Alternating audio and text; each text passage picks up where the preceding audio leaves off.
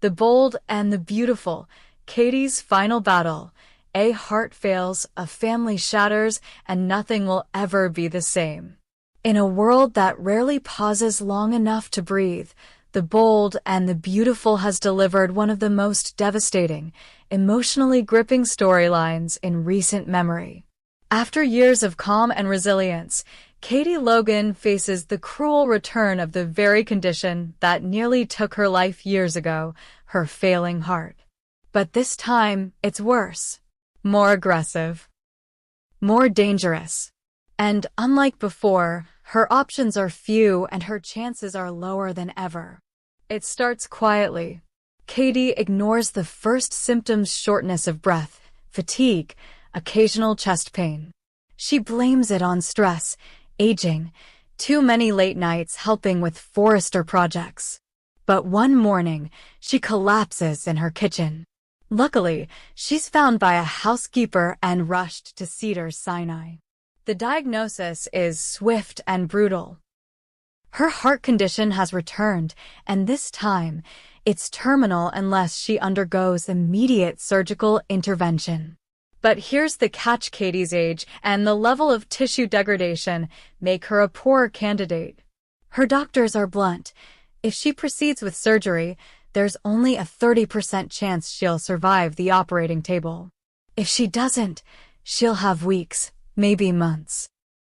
Katie, always the fighter, chooses to risk everything for a chance at more time with her son, Will, and the people she loves. As Katie faces the gravity of her condition, fate spins its will elsewhere. Wyatt Spencer, after years away building his brand, managing investments abroad, and distancing himself from family chaos, hears of Katie's condition through a family contact. But he doesn't hesitate. He books the first flight to Los Angeles. He's not just returning to visit, he's coming home with a purpose. He's matured, focused, and determined. His ambitions have grown beyond fashion and media. He's now considering politics, and the timing couldn't be more intense. A city council seat is up for grabs in LA, and Wyatt's name is already being floated among donors and influencers. But all that takes a back seat when he sees Katie. Seeing her hooked up to machines, weaker than he's ever known her, destroys him. Despite not being blood, Katie was like a second mother to Wyatt, offering him warmth, kindness, and guidance in a way that Quinn rarely could. Wyatt vows to stay by her side, canceling meetings, shelving campaign planning, and even moving back into the Spencer family home to be close. Meanwhile, the news trickles through the family with the intensity of a whispered scream. Bill Spencer, emotionally distant for so long, receives a call from the hospital. He's in a meeting, arguing about a The merger. complicated and when the dramatic words love freeze story him between Thomas and mid-sentence. Hope You need to come now. It's Katie. She might not make it. He doesn't wait. He leaves without a word. By the time he arrives, Katie is being prepped for surgery. The tension is suffocating. Bill sees Wyatt in the waiting room. They exchange no words, just a long, haunted glance. Brooke arrives, frantic, devastated. Donna follows. Even Hope, though dealing with her own life's wreckage, appears, placing a hand on Bill's shoulder. Liam, still fragile, sits silently in the corner, his body stiff, his eyes distant. Katie, moments before being wheeled in, asks to speak to Bill alone. What they say is between them, but tears are seen. And when the doors swing shut and she's taken into surgery, every face in that hallway carries a mix of hope, dread, and pre-grief. The surgery begins. It's long, complicated. 2 teams of cardiovascular specialists are called in. Monitors beep steadily. Hours pass. In the waiting room, Bill paces. Wyatt tries to distract himself with work updates but fails. Brooke sobs in silence. Hope comforts Donna. Liam clenches his fists, gripping the chair as if to ground himself. Everyone is waiting. Then, the door opens. A doctor steps out. Face grim, Voice quiet. I'm sorry. Katie went into anaphylactic shock during surgery. We did everything we could, but she didn't make it. Katie is gone. Silence. Then Brooke collapses into Donna's arms. Wyatt stumbles back, speechless. Bill doesn't move. He doesn't speak. He just stares ahead, his jaw tightening, his body shaking. His entire being fractures in real time. Katie Logan is dead. The hospital becomes a morgue of emotions. Wyatt walks out into the hallway, breath shallow, rage building not at anyone, just at the cruelty of life. She was supposed to have more time, he whispers. She was supposed to see Will graduate. She was supposed to, but the words fade. Hope breaks down in Brooke's arms. Donna sobs into her hands, but the worst is yet to come. Liam, hearing the news secondhand, already weakened, vulnerable, and mentally fragile from his recent collapse, suffers a seizure. In the hospital hallway. Right there, in front of Bill and Wyatt. His body stiffens. He convulses. Hope screams for help. Nurses rush in. Liam is rushed to ICU. 2 tragedies. Back to back. Doctors later confirm the seizure was a neurological flare-up, likely triggered by emotional trauma and his underlying brain injury. He survives, but his road to recovery is now uncertain. Again. Katie's funeral becomes a full-scale event. Black dresses, silk handkerchiefs, floral arrangements that span the entire cathedral. The press is kept at bay. The family's grief is too fresh, too raw. At the podium, Bill speaks last. His voice cracks once, then twice. And finally he says, I've built empires. I've broken them too. But Katie, she built people. She built love.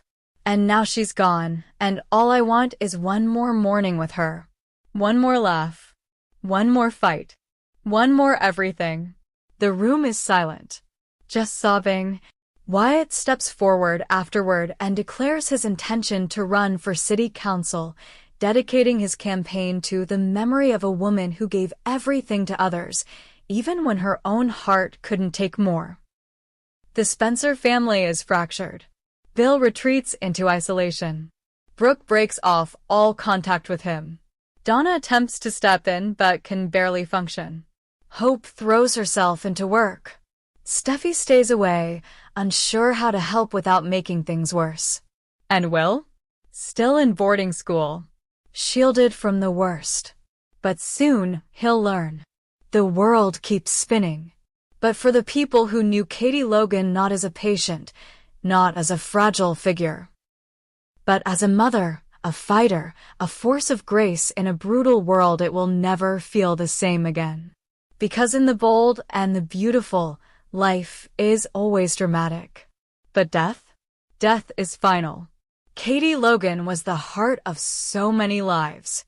Her passing didn't just leave a hole, it detonated one. And as the dust settled over the aftermath of her tragic death, the Forrester, Logan, and Spencer families stood paralyzed in grief. But no one fell harder than Bill Spencer. The man known for his steel, his arrogance, his ruthless business empire finally broke. After Katie's funeral, Bill disappeared. He left no word, no message. Wyatt couldn't reach him. Brooke tried and failed. Even Justin Barber, once his closest confidant, received only a cryptic, I need time, via text before silence followed. He shut off his phone. He shut off the world. He didn't return to Spencer Publications. He didn't speak to his assistant. The penthouse lights stayed off for days. And when Wyatt finally forced his way inside, what he found wasn't Bill Spencer. It was a shell.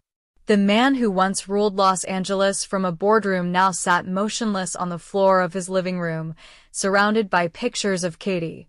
Not grand, framed portraits. Just prints. Candid shots. Old Polaroids. A napkin from a beach cafe in Malibu. A perfume bottle from their last vacation. a sweater she left at his place months ago, still folded on the armrest of the couch. Wyatt knelt beside him, whispering, "Dad," but Bill didn't answer. The strongest man he knew had given up. When he finally did speak, Bill's voice was hollow. "She told me she didn't want to go, that she wasn't ready. She held my hand and asked me to take care of Will. And I couldn't even hold her when she died." Wyatt didn't try to fix it. He couldn't. No one could. The days that followed were a slow, excruciating unraveling. Bill refused to shave, refused to eat. His business empire faltered. Meetings were missed. Investors pulled out. Stock dipped. Reporters started whispering about mental instability. But none of it mattered to Bill. Nothing mattered. Katie was gone. Brooke, racked with her own grief, tried to reconnect.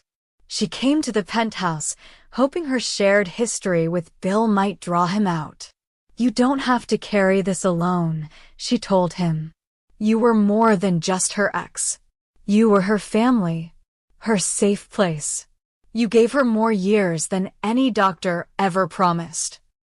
But Bill only stared ahead, expression unreadable, and said, "She gave me humanity, and I repaid her with years of selfishness and failure."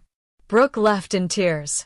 Donna, who had always viewed Katie as the youngest, most sensitive of the Logan sisters, fell into despair. She couldn't return to work, couldn't sit at the Logan family table without seeing Katie's chair empty. She began spending more time with Hope and Beth, trying to feel useful again, but everything felt muted. Hope, dealing with her own grief, reached out to Wyatt. She told him to lean into the pain, to let it change him, not destroy him. That's what Katie would have wanted. And Wyatt tried.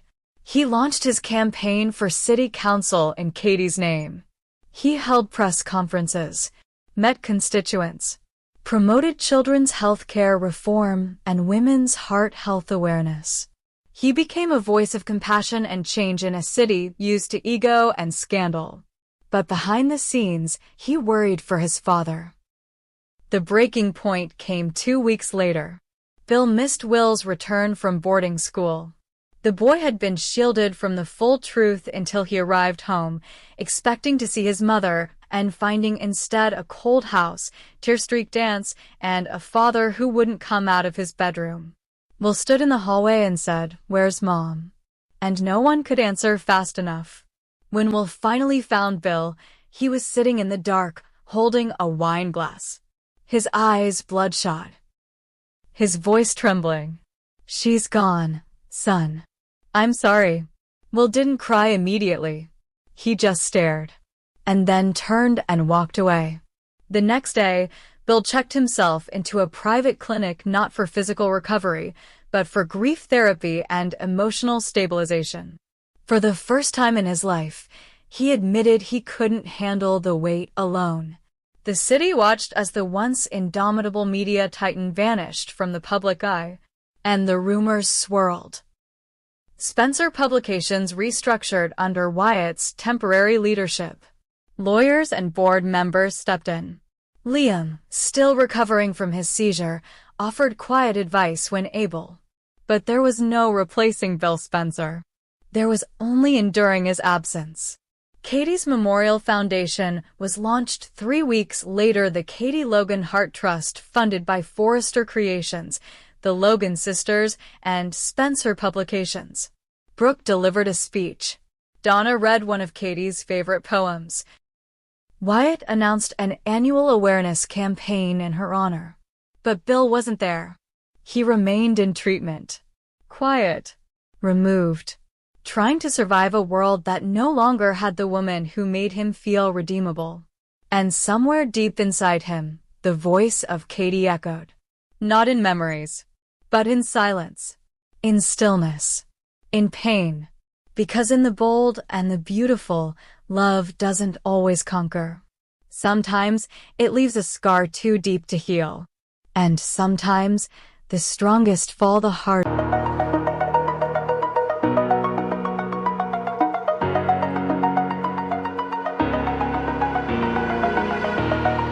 Oh.